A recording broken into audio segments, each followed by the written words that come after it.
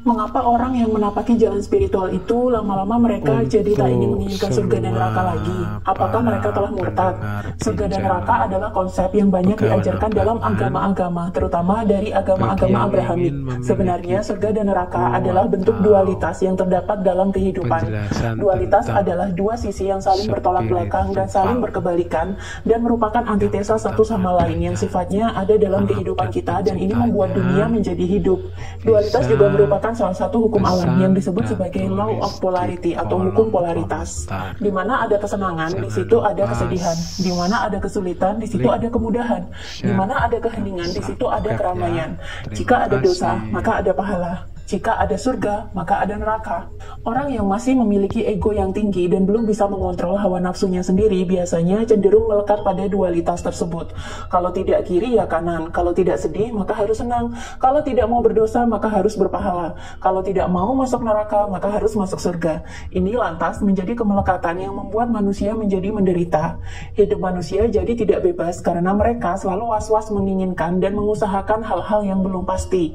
Dalam buku Letting Go ini disebutkan orang yang masih memiliki ego tinggi dan melekat pada dualitas dinamakan sebagai diri kecil. Kita semua memiliki diri kecil yang berupa ego yang melekat pada hal-hal yang saling berseberangan dan cenderung harus memilih salah satu untuk membuat kita selamat dan aman.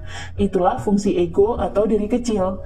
Nah, orang yang mendalami spiritualitas, entah itu lewat jalur tarekat, kebatinan, pelatihan pemberdayaan diri, atau yang lain, mereka cenderung mengalami pembersihan diri dan batin, serta mengalami peningkatan kesadaran, sehingga lambat laun mereka bisa menyelaraskan dan mengontrol ego mereka sendiri dengan sifat welas asih, dan diri kecil ini bertransformasi menjadi diri sejati. Bila dulu manusia sangat dikendalikan oleh diri kecil mereka, maka setelah kesadaran mereka meningkat, justru diri sejati mereka lah yang mulai menyelaraskan dan mengambil alih kontrol semuanya. Kita jadi semakin sadar dengan diri sendiri, makin mengenali segala aspek dalam diri kita, namun kita juga semakin sadar dengan kehidupan berikut lingkungan yang ada di sekitar kita. Seseorang yang mendalami spiritualitas, ia akan menjalani pembersihan diri hingga manusia kembali murni. Pembersihan diri ini dilakukan agar manusia terbebas dari segala ikatan-ikatan emosi dan kemelekatan duniawi, termasuk membuat manusia terbebas dari trauma, luka batin dari masa lalu, bahkan belenggu-belenggu duniawi yang mengekang kesadaran untuk berkembang. Ketika manusia telah menjadi murni kembali, maka manusia akan bebas dari segala ikatan, belenggu, dan kemelekatan apapun. Di sini manusia menjadi murni kembali, dan ketika manusia sudah kembali murni inilah yang ada tinggal kesadaran murni mereka saja yang disebut juga sebagai jati diri atau diri sejati manusia. Dan di sini manusia sudah tak lagi melekat dan terpengaruh dengan dualitas. Manusia sudah melampaui dualitas dan menjadi manusia yang bebas merdeka. Produk akhirnya adalah menjadi manusia yang bijaksana dan berpengetahuan luas. Itulah kenapa mereka akhirnya mampu melampaui dosa dan pahala dan juga melampaui surga dan neraka. Mereka sekarang tak peduli lagi dengan pahala dan tidak lagi takut menanggung dosa, karena segala bentuk tindakannya didasarkan pada kesadaran dan semua perangkat dalam dirinya, entah itu pikiran, emosi, serta energi, sudah selaras dan saling bekerja sama membantu kesadaran bertumbuh. Orang yang begini juga biasanya sudah tidak lagi mempedulikan surga dan neraka, karena mereka telah menyadari bahwa surga itu sebenarnya adalah state of mind atau level pikiran, dan mereka sudah pernah merasakan kerajaan surga di dalam dirinya sendiri.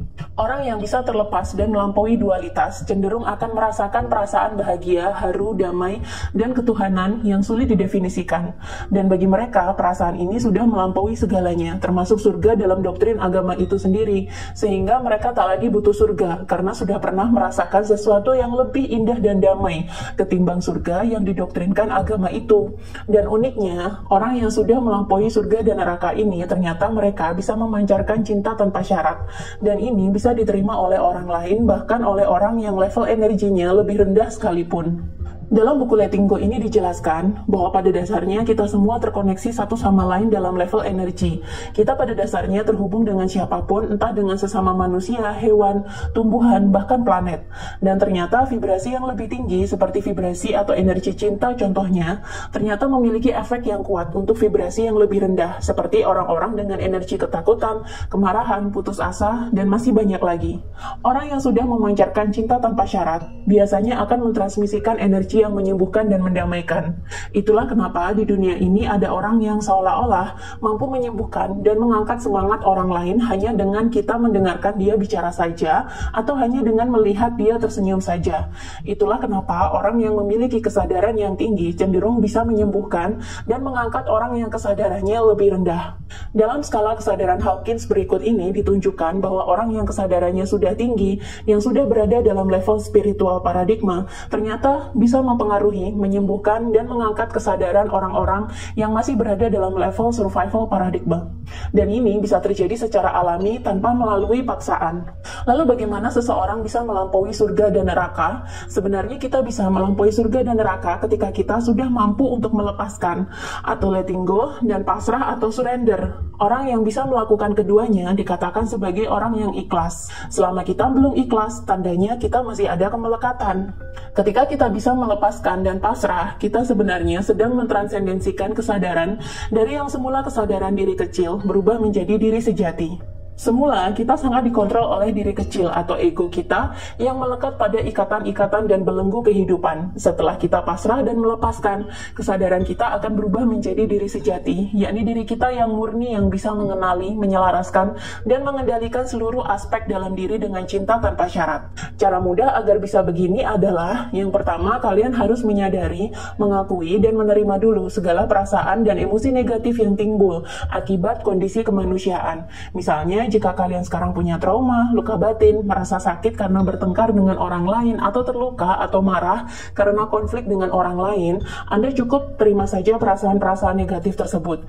Jangan lari dari perasaan tersebut, karena sejatinya manusia memang dibekali dengan emosi negatif sebagai bentuk pertahanan dan juga pertanda kalau ada sesuatu yang tidak benar dengan diri atau kehidupan kita. Setelah kita menerima, lalu kita amati perasaan-perasaan negatif tersebut tanpa penghakiman apapun. Yang kedua, jika kita bisa menerima dan mengamati perasaan-perasaan negatif tersebut, cepat atau lambat kita akan mampu mentransendensikannya untuk meraih kebebasan batin dan kebahagiaan murni. Yang ketiga, jika Anda mampu melepaskan penghalang batin, maka kebenaran diri yang merupakan diri sejati, atau Dr. David Hawkins menyebutnya sebagai inner self, ini akan nampak dan jalan menuju kedamaian akan terungkap.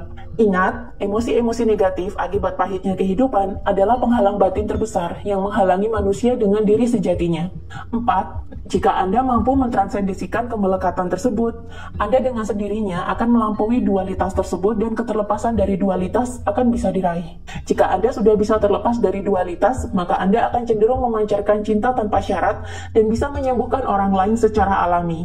Anda tidak perlu lagi melakukan ritual-ritual khusus yang jelimet, karena vibrasi Anda sendiri sudah tinggi dan dengan sendirinya orang akan cenderung nyaman bila berada di dekat Anda dan merasa lebih sehat, lebih semangat, atau terinspirasi. Dan biasanya orang yang begini lama-lama juga akan semakin bijaksana. Nah, inilah sebabnya kenapa leluhur Jawa atau Nusantara menekankan pada pengajaran meditasi. Sebab meditasi adalah latihan bagi kita untuk menyadari, menerima, dan melepaskan semua pikiran serta emosi negatif yang ada. Sehingga dengan demikian manusia bisa mentransendensikan pikiran serta perasaannya dan terlepas dari dualitas kehidupan. Sehingga manusia tumbuh jadi orang yang bijaksana, bukan orang yang takut dan terikat akan doktrin surga dan neraka lagi. Arahnya akan menjadi orang yang bijaksana dan memancarkan sifat welas asih. Itulah dahsyatnya keajaiban melepaskan.